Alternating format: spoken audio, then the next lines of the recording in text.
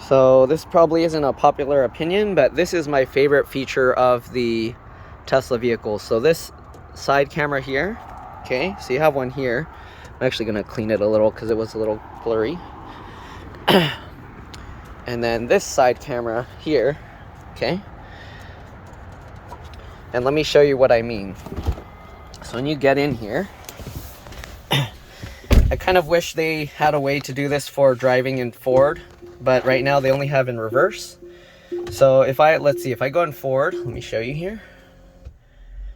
Okay, so what happens if you go in reverse, you can have it show the side cameras here. You can see all the way down the side of your car, like here and here. And you can also see, I think that's part of your mirrors, yeah.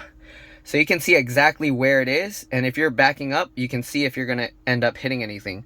Like, this is nice, but this doesn't tell you how close your car is to over here and how close your car is to over here.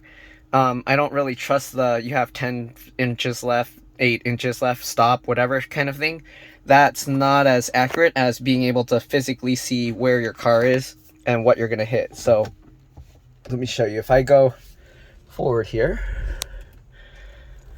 okay, so I'm gonna drive off, and then if I go into reverse, you can see where the driveway is. You can see where this ramp is. You can see if your car is going on the ramp or not. So you can see right now it's not going on the ramp. And as you back up, you can see like how close you are to the cars. Right now it looks like you're really close, but here you can see you have plenty of room. All right. So as you back up, you can see, all right, there's the cats there. But you can see exactly where the objects are to your side, so you know you won't hit it, and you can go really close. And then the backup thing here will tell you like how far you are from whatever object and things like that.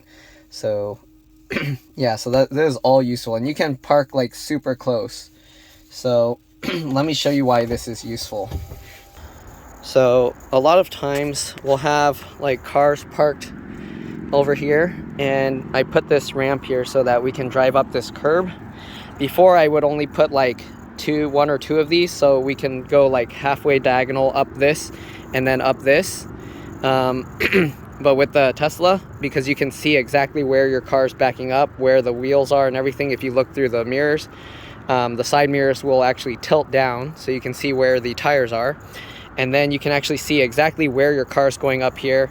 You can see if like the way they pave this is dangerous because they made it flat here. I left these pieces of wood here, so if I do happen to run over it, I'll know. But this is when I wasn't driving a Tesla before.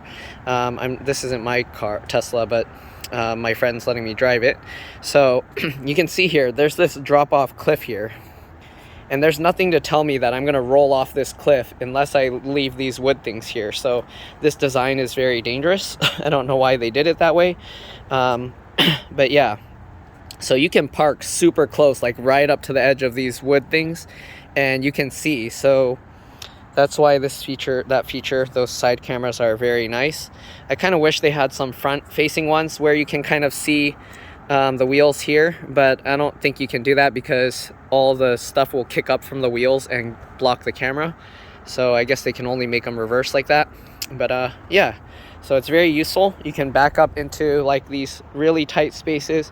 So even if there's like another car like blocking it and like sitting here, I can see exactly where the car's going around and make sure that I don't hit the other car.